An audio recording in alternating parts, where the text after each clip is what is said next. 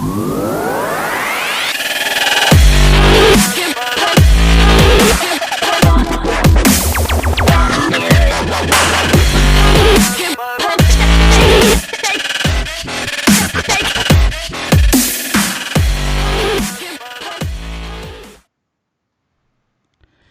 right. It is day 16 of Shelter in Place. I know it's not 6 p.m., right? PST. This is special because I have a friend, a dear friend. He's in Europe, so I wanted him to come in, speak, and not have to wake up at 4 a.m. to get on here. So I'm going to cut that short. Let's go right into it. There's a lot of things today to discuss. So today I do have my man, Stefan. Hey, You, Marco. what's going on? Really appreciate the invitation. Yes, And yeah, thanks for streaming this a little bit earlier than you usually do. It's absolutely, uh, sir. it's not that late here in Romania. It's just 11 p.m. It's a Yeah. wonderful Sunday evening. Was just enjoying a glass of fine Yes, sir. Moldovan wine. And I'm enjoying a cup of nice job Cheers. over here. Cheers to you, sir. Cheers, Please, brother. Cheers to everyone watching. yes, please go ahead and introduce yourself. I didn't want to ruin anything. Go for it, brother.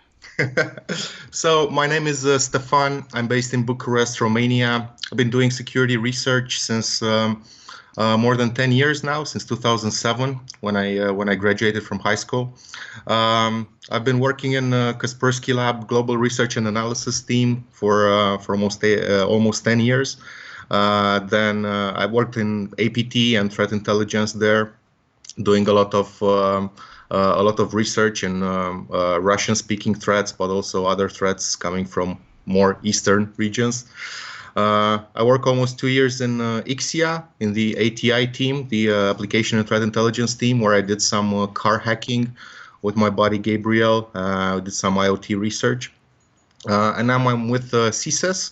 We're based in Denmark, and we do a lot of work with financial institutions, basically trying to keep the financial world safe from cyber threats.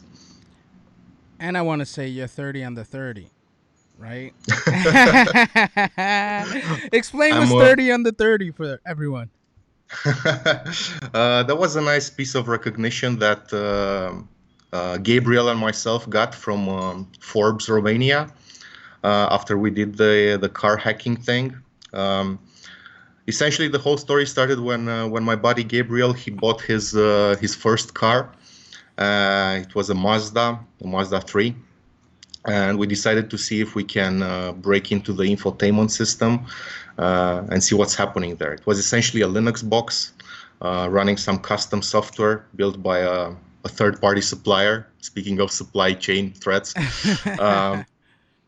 rumors say it's actually a Romanian company that built that infotainment system. But yeah, essentially we managed to get code execution there, basically jailbreak the infotainment system, and we created a POC code that would essentially turn your car's infotainment system into a GPS tracker, which would remotely ping your location every time you drive by open Wi-Fi networks. So essentially the car was doing GPS tracking and Wi-Fi war driving while you're driving around the city. Nice. So That that is was a cool awesome. piece of research we presented at SAS.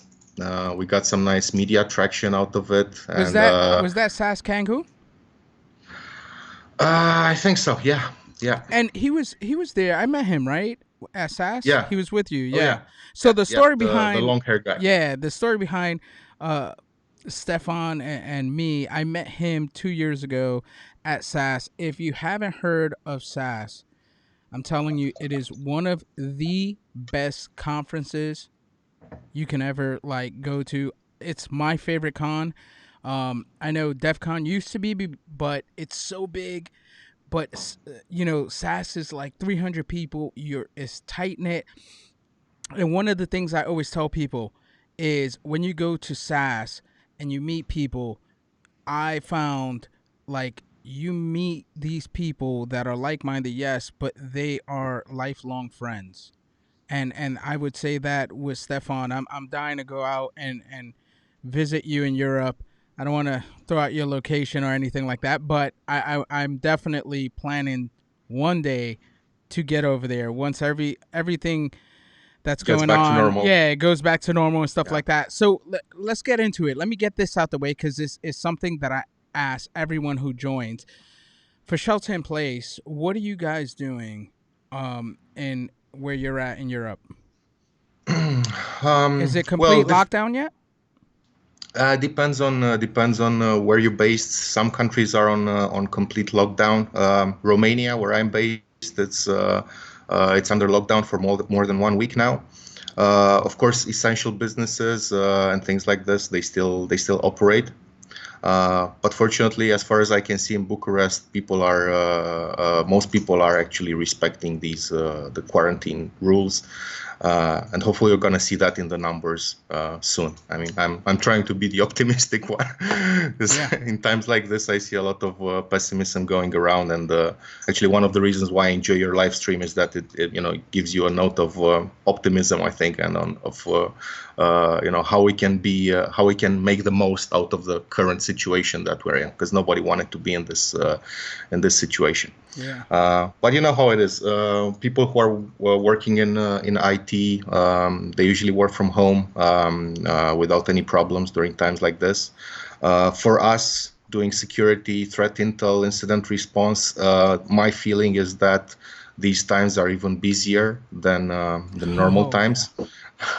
So yeah, everybody's trying to stay focused and productive, and yeah. Yeah, and what are you doing? What are some of the techniques you're doing inside of where you're staying at, your shelter in place, day to day?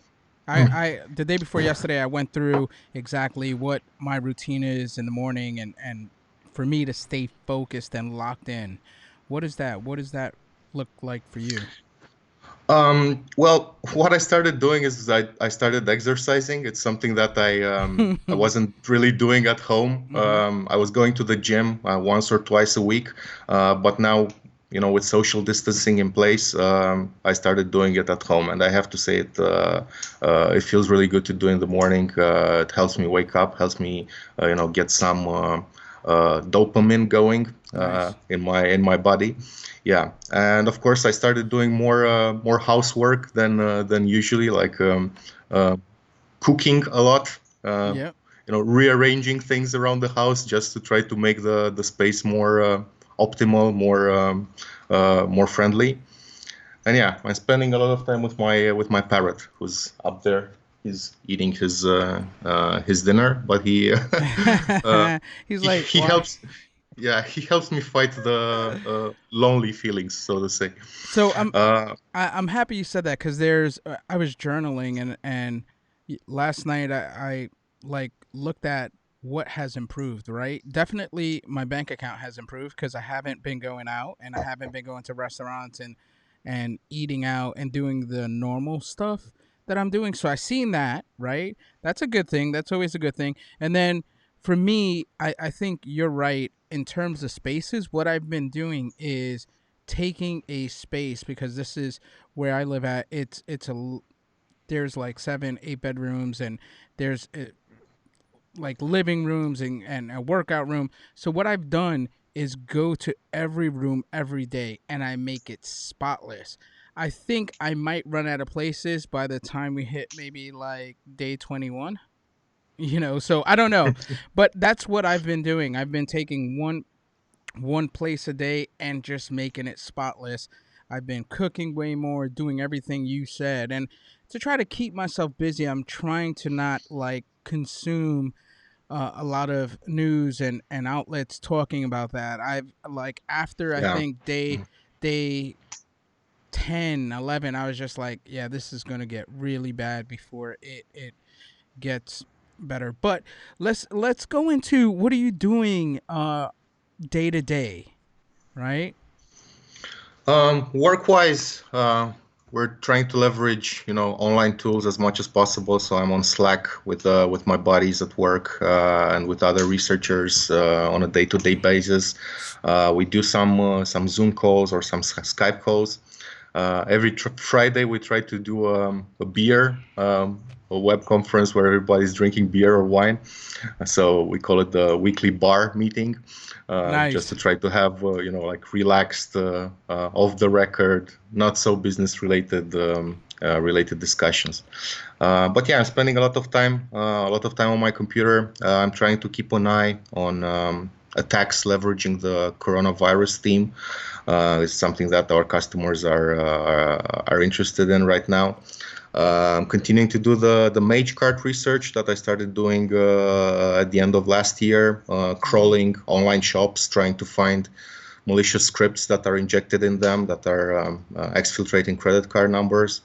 Um, and trying to spend as much time as possible on the balcony outside, enjoying the sun because the weather's starting to get better, Hmm. unfortunately. Yep. So yeah, I'm trying to get every bit of sun as possible What on my skin. can you go a little bit more detail into the research, into the online Sure, scripts, and what you sure. found? Sure. So what we're doing at CSIS is we work a lot with banks, with financial institutions, and for them, one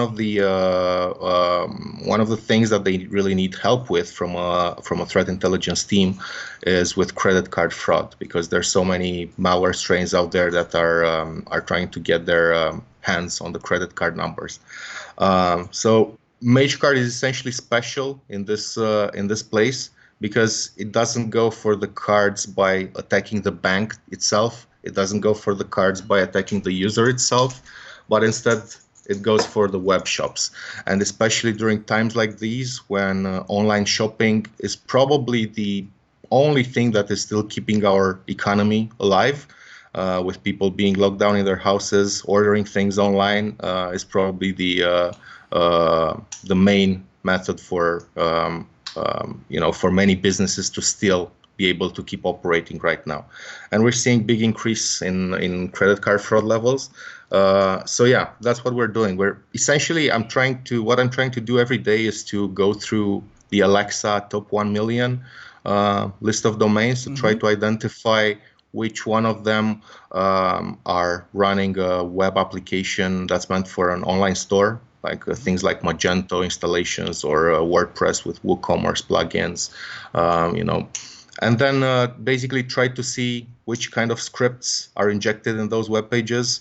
I use a headless browser for that, so Chrome headless, Hmm. which helps me render the web page, helps me render the JavaScript and everything, and essentially see all the elements that are being loaded to create that web page. Nice. That Hope that is makes sense. no, that's very interesting. And are you? Let's say you find something, but they're not a client of yours. What are you doing with that information? Are you just letting them know, you're informing them, or what are you doing? So what we're doing is, if it's a big high-profile website, high-profile online store, of course, we're gonna try to take one step further and actually get in touch with them directly. If they're based in a country where maybe it's harder to communicate or harder to get in touch, we might report that to the local authorities, like the local computer emergency response team. And what we're doing is we're pushing all of this IOCs, all of this data into our systems, like things like secure DNS or intel feeds. And essentially, we're trying to keep an eye on these threats, document them, write a blog post about them, try to raise the awareness in the community about it. We're pretty active on sharing IOCs and things like this on Twitter. We're leveraging a lot, let's say, crowdsourced research, open source stuff. We're trying to be as active as possible in the community, and especially during times like this, I would like to try to ask everyone who's watching to try to be even more involved in the community than you usually are. I know each one of us are working maybe for a company. Some of us are working for companies who might be competitors. Yeah. But at the end of the day, we're all security researchers. We're all on the same side of things, and we're all fighting the same threat. And I think that cooperation needs to go on. Absolutely. Do you have you named any of the actors that we can like follow, or any of like just blog posts that you've posted so we could read that as well? So right now we don't have the blog post ready. We're planning to push it sometime soon.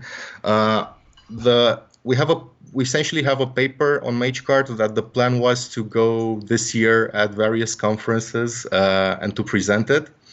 Now, of course, all so we were waiting for the first public conference to sync the blog post with, but now that the conferences are basically postponed for autumn in the most optimistic cases, Yeah. yeah, everything is gonna be online, and we already started doing a series of webinars. We started 3 weeks ago, so we're essentially trying to put out a topic every week, every Wednesday Nice. in the morning in Central European time at 10 a.m. Um, yeah, last week I talked about MageCart and I presented some of our findings. I went into some details with some specific threat actors that we're following for quite some long time now and seeing their evolution. Some interesting cases with online shops that were infected by multiple MageCart actors at the same time. So basically, two or three different groups stealing the same credit card numbers from the same online stores. Wow. Um, and yeah, and actually, this webinar series that I was talking about, it's something that allows us to keep in touch with the people who are following us, with our customers, with the media, with other researchers. Because at CSIS we have this conference every year. We call it Cyberhagen. Yeah. It's the Copenhagen Cybercrime Conference, and this year it's supposed to happen also in autumn. We're not sure if it's gonna happen. Yeah. But yeah, everybody's optimistic, and for now we're trying to do everything online. And I'm seeing a lot of other researchers doing the same thing, putting a lot of freebies out there, giving a lot of stuff for free. Yeah, that's really great and inspiring to see, and I love being part of this. Yeah, I think a lot of conferences are going to just have virtual cons um this year. I just feel it. There's a conference next week on bug bounties. Right. And that is interesting, right? They're going to have some cool speakers, and I feel like this is going to be a trend. So it's interesting. I think the big domino is DEF CON to see if they're going to push their conference back. They already canceled DEF CON China. So we'll see how everything plays out. It's too early to tell right now. But switching topics a little bit, I know you have a lot of experience with different APTs, and a lot of the viewers on. I definitely put hashtag threat intelligence. So there's people on there. Let me ask you, what is your favorite APT, and do you have a story behind it? It's a good question. It's a good question, Marco. Um, I think my favorite APT would be Turla. It's something that I've extensively researched during my times in the global research and analysis team. Hmm. That's great Uh, at Kaspersky. that's great. That's great. Yeah, That's great. that's great. Um, it was actually my last paper that I published at Kaspersky before I moved over to doing car hacking and other things, and it was a paper on satellite Turla. This was essentially the component of the Turla APT, that part of the APT that was leveraging vulnerable satellite internet connections to essentially create a command and control infrastructure Hmm. that would be impossible to take down. It would be impossible to physically locate, uh, even more impossible to actually take down. And I found that case really fascinating because I think it's a case that shows how vulnerable technology is still being used, even though everybody knows that it's vulnerable. Like everybody knows that this DVB-S transmissions are not encrypted. So basically, the internet that you get from satellites that were launched into space 20 or 30 years ago, into Hmm. orbit, not into space, um, it doesn't come encrypted by default. So it's Yeah. essentially like a huge Wi-Fi hotspot that's beaming over a continent or even two continents. And everyone who has an antenna that they point to the sky, they can very easily see all the packets. Uh, and these guys were essentially leveraging people's satellite internet connections Mm-hmm. to essentially host their command and control infrastructure on Mm. satellite IP addresses.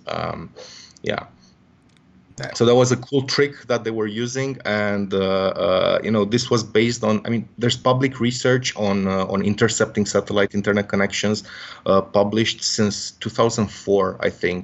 Mm. Black Hat, DEF CON, places like this. Yeah. Uh, so yeah, it's something that's known. It's something that not many APT groups are doing, Yeah. but it's something that's happening. How did you So. find them? How? What was it? What was it that tipped you guys off? Well, what we're doing in Kaspersky, we had the luxury of being able to go through very big amounts of data, so really huge collections of malware samples, for example. Yep. And what we're doing is we were trying to look at malware samples, APT-related malware samples that had hard-coded IP addresses or host names in there. And basically, after extracting all of these IP addresses and host names, we tried to do some data enrichment on them, and we noticed, basically by mistake, that some of those IP addresses were belonging to ISPs which were providing satellite-based internet links. And that's something that, catches your eye. It's something like Oh when you yeah. see a command and control hosted on an IP address that's belonging to a satellite ISP, you're like, okay, there must be something interesting in there. So that was the first sample that we discovered. If I remember correctly, it was a sample compiled in 2004 or 2005. So they were doing this for more than 10 years when we published that paper. It's probably 15 years now. Nice. Nice. Yeah. I mean, every year you have like that one paper that you read and you're like, damn, that was genius, right? There's a couple of ABT incidents I worked on that I was just like, man, you're good. Right, right. You're like, Like, have I'm and tipping my hat to you. and most of the times these things are not necessarily breakthrough in a sophisticated in a breakthrough way, in a Yeah. technical way, but it's like the way that they connect different Oh simple yeah. ideas and they leverage them. Like, I was amazed seeing the news go public this week with fin 7 I did see that. sending. I don't know if you saw that. I seen Fin it. 7 has been sending malicious USB drives Mm-hmm. by snail mail, by regular post to various organizations Yeah. in the United States. And most likely they were using some money, some mules for that, Yeah. some unwitting actors who actually printed those letters, packaged them together with the USB drives. It's something that you always see in Mr. Robot, and you always hear about it. Whether when you talk with your friends who are doing physical pen tests, like, yeah, Yeah. we're gonna drop some USB Yeah. sticks with some rubber duckies in the parking lot of this customer or whatever. Uh, but yeah, it's something that when you see an APT doing it, you're like, okay, okay, of Yeah. course these guys can also do it. Of Yeah. course, why wouldn't they? Absolutely. And that's what I'm saying. There's so many avenues where you could go ahead and target. I always say, the hospitals are flooded. People are just thinking, about like what's going on with COVID-19. And Yeah. if an actor wanted to go ahead and infect, a hospital, right? All you really have to do is just enter the building, and the security desk, and usually this happens all the time in US hospitals. The security has their computers, and the computers on the desk right there, and the USB is facing you, right? You could just slide something in there or whatever. It's all, you have to be innovative when it comes to like those scenarios, like, oh, it's easily, I could send phishing, I could drop some USBs. It all depends on you and the actor. And as a defensive guy, how can I prevent those actors from attacking, you know, a hospital or an organization? And that to me, I like it. It's hard for me to sleep because I'm like, there's so many vectors for you to go ahead and attack. So yeah, it's a never ending thing. Yeah, and especially this story with attacking healthcare and healthcare related organizations, I think it's even more sensitive during these times. Last year, we had some ransomware incidents with hospitals in Romania. Hmm. It wasn't a really good situation, and having something like this happening right now, I think it could create a little bit of chaos or disruption in those specific institutions. I mean, many of their computers are still pretty old. Oh yeah. They're like maybe still running Windows XP or Windows Yep. 7, hopefully. Absolutely. But starting since January 29, if I remember correctly, not even Windows 7 Yeah. is supported by Microsoft Yep. anymore. I think they still got some plans, some commercial plans, so you can pay for future security updates if you still cannot upgrade. But yeah. And I saw that there was an article. There was, I think it was this Cătălin Câmpanu, Romanian journalist, who wrote an article about ransomware groups that said they're not gonna touch financial healthcare institutions, healthcare organizations They're during committing to the that. They're committing to that. oh yeah, oh yeah, oh yeah. And like 1 or 2 days later, Yeah. one of those groups who actually issued a public statement about not going to touch hospitals, they hit some pharmaceutical research lab. Wow. So yeah, I think these guys shouldn't joke around with these things, and especially with healthcare organization. I'm not sure how it is in California, but here in Romania, there's a group of cybersecurity volunteers that are offering their help for free That to is awesome. hospitals That is awesome. nowadays. It's not much, but in case there's an incident happening, of course, at least there will be somebody competent that would be able to look at those things. That is pretty cool. Yeah, yeah, it's I think the least that we can do from a cybersecurity perspective. I was actually thinking during these days that at one point when let's say a journalist would ask me to describe a researcher's job, I would say I would use an analogy with medicine. I would use something like, we're kind of like the doctors of the internet. Hmm. We don't fix people, but we fix computers. And Hmm. hey, computers are just as important as people. Uh, and yeah, right now I wouldn't be able to use that analogy anymore. Like Yeah. looking at the medical doctors that we have on the front lines and the risks that they're exposing themselves to as human beings, I think that's nothing. Well, I think that what we do is nothing compared to what we do, especially in times like these. So they are the real heroes, and we just should be there and make sure their computers are running correctly and that there's no malware A- installed on them. Absolutely. And one of the things yesterday I had someone on the podcast. He was promoting Phoenix. He was promoting the NUCC projects that basically allows you to take your computer and help and aid the COVID-19 research by installing software so they can use your Uh, resources. And I thought that was amazing. I'm like, everyone's in their house and you're asking yourself what you can do. Well, this is something that you can do, right? And that was pretty cool. you just install a piece of software, you run it, and you're Yep. in, Yep. right? Yeah, Yep. yeah. And that was pretty cool. And it's hopefully I'm hoping that in October we can everything is good and SAS is back on because they said that they were going to push it to October, and I'm hoping that they do have it, and we could definitely meet up and have some wine and just chop it up without having any fears of getting COVID-19 and wearing Oh mask yeah. at that would be And interesting, right? Wearing mask at conferences.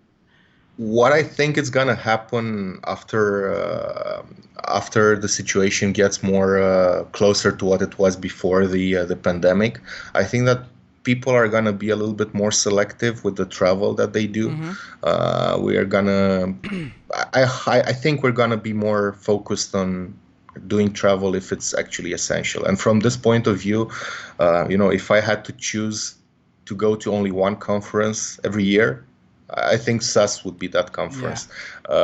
So Yeah, yeah, I agree. if it's the same for you, I think we're gonna meet there. I agree. I will not miss SAS. I don't give a shit what it is. I'll be there.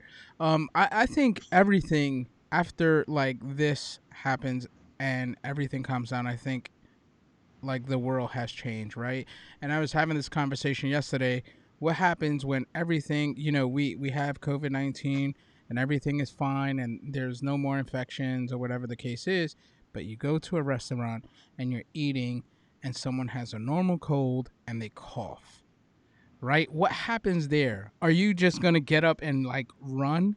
And this is a conversation that I had yesterday with my roommate. I was like, I don't remember the last time I shook someone's hand. I cannot remember the last person I shook. And usually, like, even in my house, Now that I think of it, yeah, me neither. yeah, Like in the we give elbows, like social distancing. We, even distant elbows, yeah, like you distant don't even elbows, touch the elbow.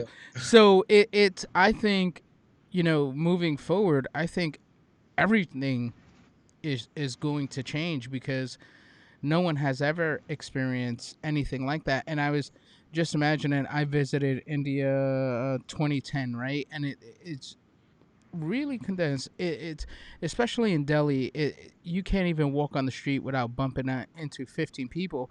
Imagine, I was just reading this the other day that it's the largest like shelter in place in the whole world, right? And they're practicing it because they're starting to see their cases shoot up there and they don't want it to get to 100, 200, 300,000. So, you know, you look at places like that, you look at the US and how long can we keep this going, right? And just being shelter in place. They already canceled school through May. Sorry, through April into May, and it might carry on With the into, possibility of yeah, prolonging it. prolonging it. So, yeah, it's really weird. And I find myself when I see a human, like I have my garage and I'll just sit in the garage with my laptop and I'll see a human. I'm like, hey, how you doing? How's everything? So it's just everything feels weird. When you're around people, you're looking around and it's so tense. I go to a coffee shop and you could just go in there and grab something. And I went there yesterday for the first time in like maybe 8 days, and it was just super tense. Everybody has gloves and masks and everything like that. So to me, I just try to stay focused. I try to put myself in a position to be calm and carry on. Yeah, and it's I think I honestly think that we are lucky working in IT, working with computers. Oh yeah. I think we're probably one of the least affected groups, at least right now.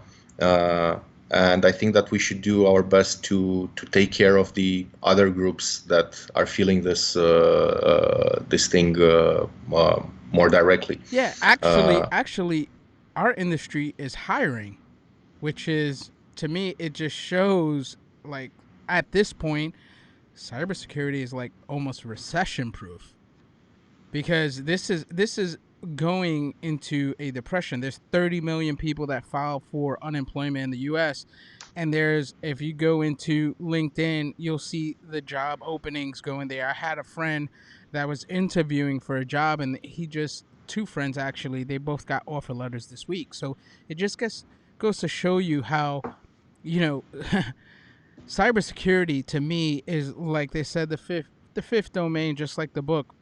And it's only growing, right? Those attacks are getting more sophisticated, and there's a shortage in talent in what we do. So, I would say go out there, keep on training, do your thing, because we need more cyber warriors, regardless of you're on the offensive or defensive end.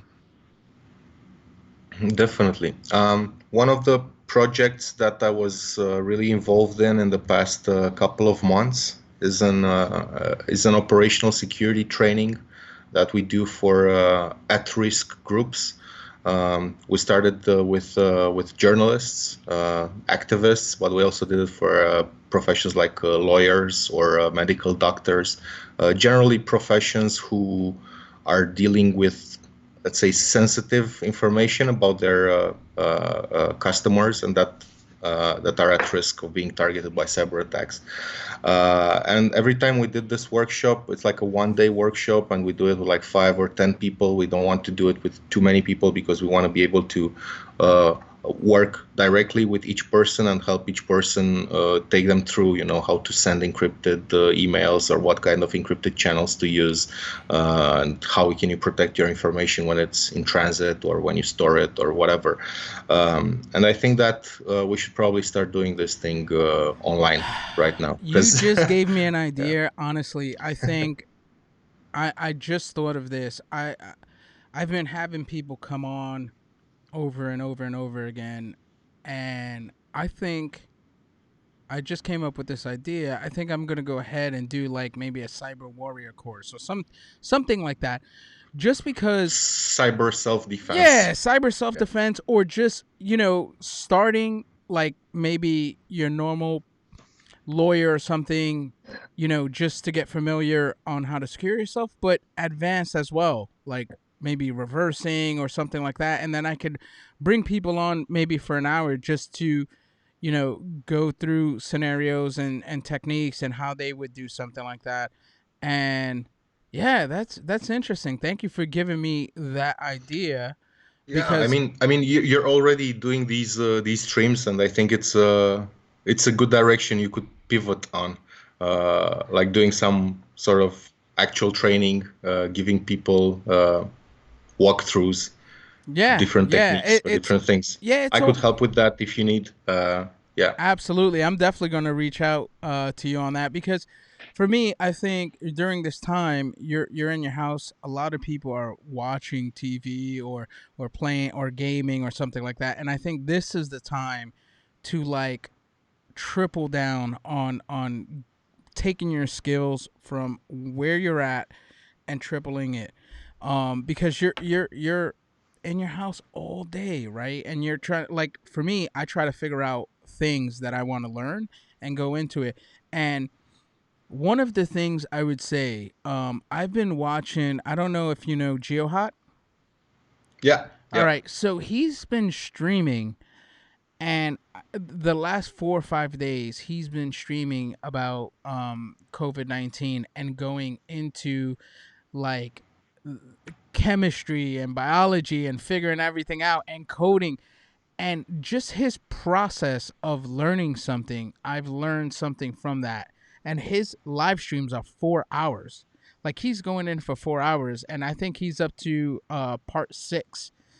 And I would recommend people, if you want to learn how to learn, watch it. It's you have to take it with a grain of salt because there's a lot of I want to say he's controversial, and he doesn't hold his tongue, which is cool. But the way he tackles something, there's a lot to take away from.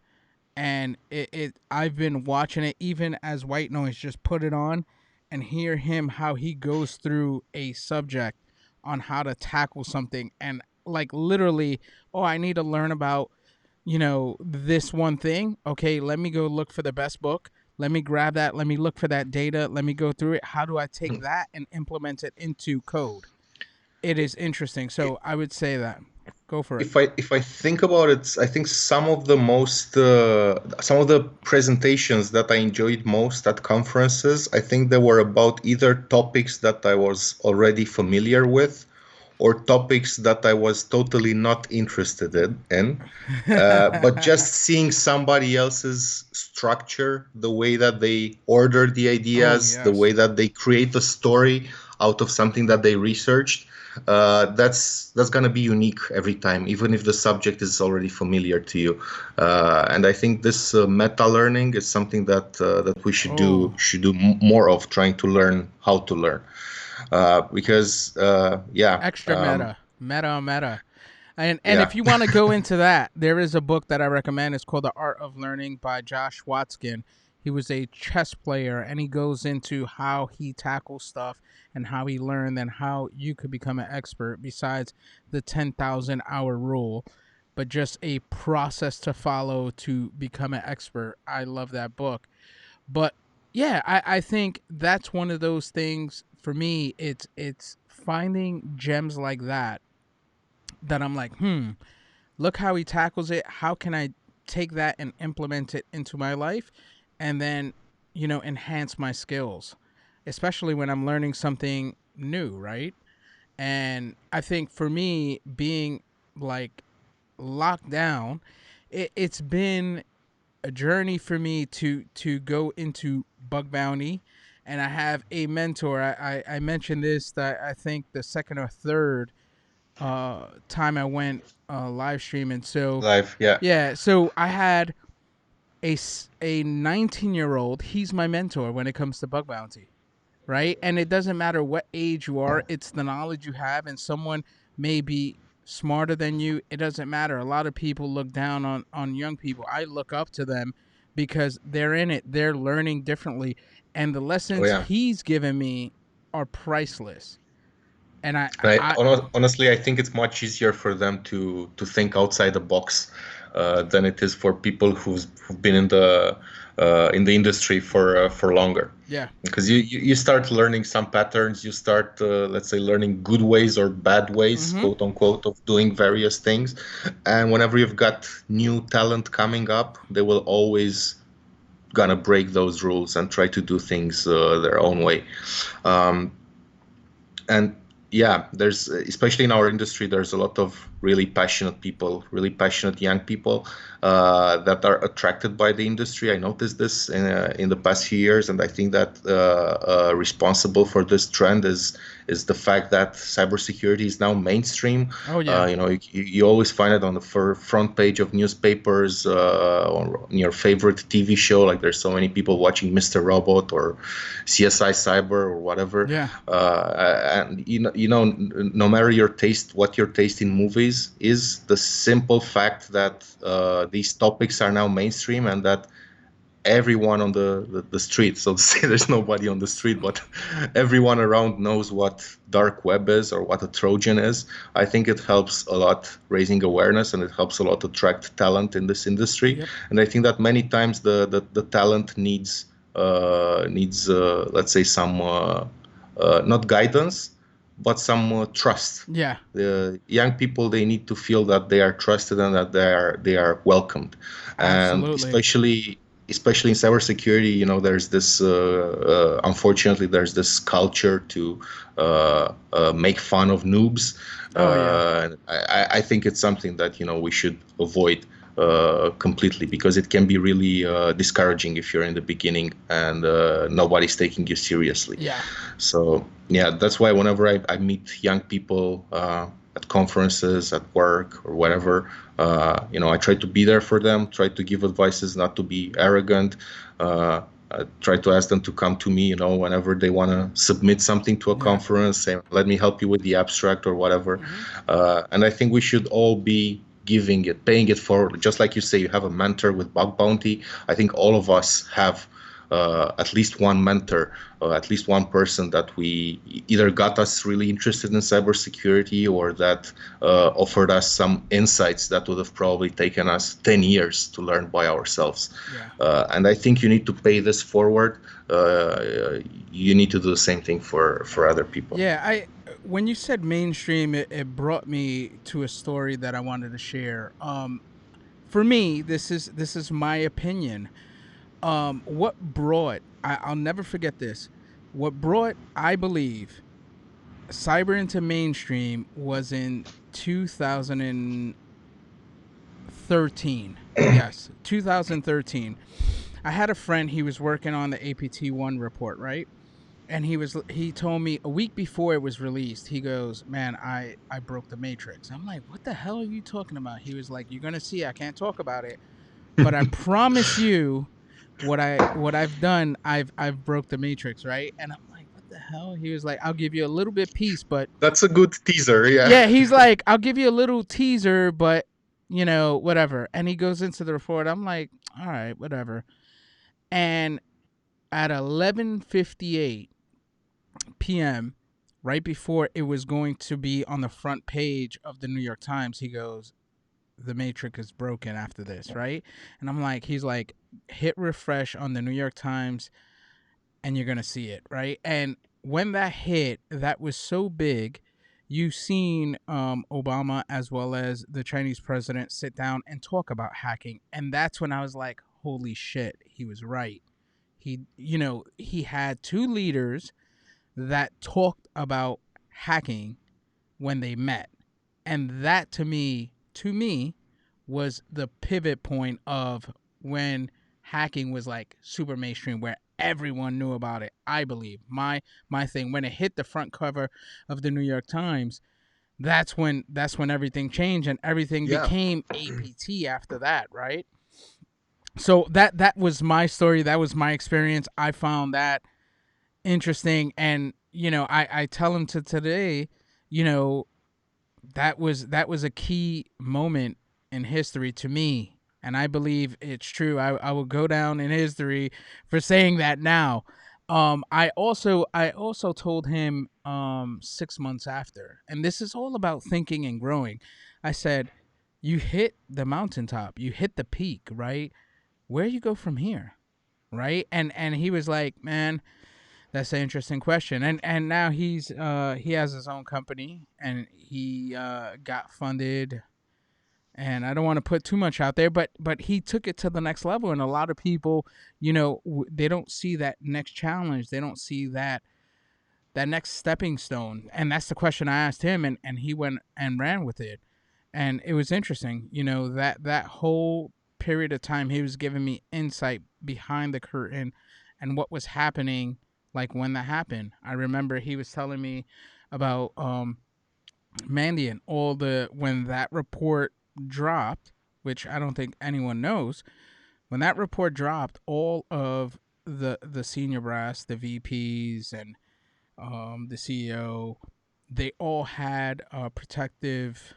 They all had people that they hired, security, Physical physical protection. physical protection, people that were staying in front of their house because they didn't know what would be the fallout. So that was interesting. Um, It, yeah. it, I hate myself for saying this, but it might be the situation where when you start needing physical protection, as a security researcher, it means that you're doing a good job. Oh yeah. Oh yeah. I just heard a story last year that a researcher, and I don't want to put his business out there, but I'll tell you the story and just put it out there. He put out a report, and he's based out in Europe. He put out a report, and it basically took down one of, I don't want to say an APT. It was just like a campaign that they were doing, and he lives in like a place where you don't see certain things, and there was a van parked outside, and he had to call the cops. And basically he was like, I know for sure why they were there, right? They were monitoring whatever the case is. He was like, after that, I kind of like, I don't give a shit, I'm gonna keep on doing it. But he was scared, and he was telling me that. I was like, holy shit. So it is serious. Yeah, yeah. Unfortunately, I also met with various examples like this during my security research times, where researchers were threatened in the beginning by cyber criminals who Mm. were getting their money making operations disrupted by publishing a blog post or a paper or adding detection to whatever. And then slowly I noticed it transitioning from cyber criminals to nation state sponsored actors who, let's say, have more elegant ways of sending you a message if they have something to say. And I think that in the past years, from my point of view, I think that APTs and cybercrime are somehow merging. Yeah. We're seeing APT groups, for example, such as Lazarus, Mm-hmm. who are heavily targeting the financial infrastructure of Western countries, Europe, North America. They're also in the espionage game, but whenever they have the opportunity to steal some millions, they will do it. And at the same time, I'm seeing cybercrime groups that are starting to adopt TTPs that were let's say, originally meant for APTs. So I think that the more we're going to go into the future, the more blurred the line is going to be between cybercrime and APTs. And I think as security researchers, we need to take this into account, because whenever you stumble upon something, um, it's hard to know on whose toes you're stepping, right? And I think you need to be very extra careful. Absolutely. Well, we're hitting that hour mark right now. If you have any questions, leave it in. We're going to start wrapping up. I greatly, greatly appreciate you taking your time. I know it is Sunday night over there, and I greatly Uh, appreciate your time, buddy. it's not like I have to go to the office tomorrow or anything like that. I hear that. I hear I that. really appreciate the invitation, and I'm following your project closely. I think it's a great moment to start a streaming project, and I know that your plan is to continue doing it throughout the lockdown Yeah. period. I don't know what your plans are after the lockdown, but I think that you should keep doing it. Oh, that's Uh, awesome. I'm definitely going to yeah. do it every single day while we're in shelter in place. But I think, maybe Wednesdays or Sundays, depending on how, everything works out. I'm just going to not think about a month down the line. I'm just going to think about every single day. And, for me, it's trying to provide value, even though, maybe we don't get 1,000, 2,000 people. It's the way I look at it, because I had this question in my DMs, and they were saying, oh, how many views you get, and who are you targeting? I'm like, it's And not how much about that. money are you making out Yeah, of it's this? like, it's not about that. I am not making any money. It's all about one person. If one person can walk away with some sort of value, that is why I'm doing it. I don't think of thousands of people. I don't think of 500 people. I think of one individual taking something away from this and running with it, regardless of it's staying focused or, going into cybersecurity, whatever it is. I just want to provide some sort of value, and that's really it. This is why I'm doing it. And I think the biggest value comes from helping people socialize or feel that they're socializing. Our industry is an industry in which mental health cases Mm, um, can I don't know how to put it, but I have the feeling that in our industry there's a lot of care that we need to take I for agree. for our mental health. There's a lot of stressful periods many times, combined with spending too much time inside in front of your Yep. computer, maybe with little social interaction, even when there is not a pandemic. And that's why I think uh, any kind of project like this needs to be encouraged in Yeah. these times. I Yeah. definitely agree, and this is another thing I was thinking of doing.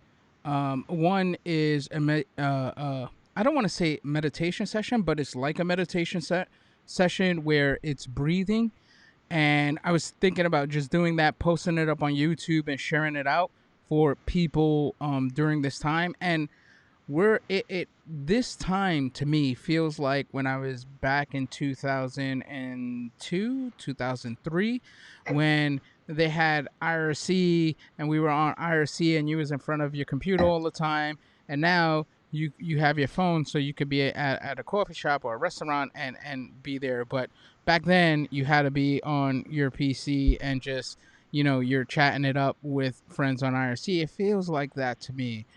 And what I want to do is, like I said, the meditation online. I think that will be helpful. And also, I wanted to do a 2 hour study session with some music, just so you could, like, I'll call it like study with me, right? Just have a camera, two cameras, different viewpoints, and just go ahead and tackle a subject, and not even like showing my screen because I don't want to distract you, just like literally learning something and just putting some music, some classical music, and doing 25-minute Pomodoro techniques with a 5-minute break, and then do that for 2 hours. And I think that will help someone out there. And again, I do this for one person, it it could touch many people, but for me, if I could provide value to one person, that's why I do it. And I think it's 1/0. That's it. If no one gets it, that sucks. But if one person finds it helpful, then that's exactly why I'm doing it. And I've seen, like, I've read DMs. Hey, how do you, what app are you using for your Pomodoro techniques, right? And I provide that, and I go into, look up some websites that help you with that. So I'm trying to provide value to people, but I have the time. Well, what else am I gonna do? So that's really it. But yeah, let's wrap it up. Thank you so much, man. It's now 1 hour It's been an exactly. hour already. Yeah, Wow. it's been an Okay. hour, and Okay. Time and flies. I definitely want to go ahead and let's schedule something in the future. I want to follow up because there's more things I want to talk about. Um, yeah, I greatly appreciate it, and until next time, everyone out there, I greatly appreciate you guys watching this, and we're gonna keep on doing this until shelter's out of place. Thank you. Thanks so much. Have a nice day. Have a nice evening, everyone. Cheers.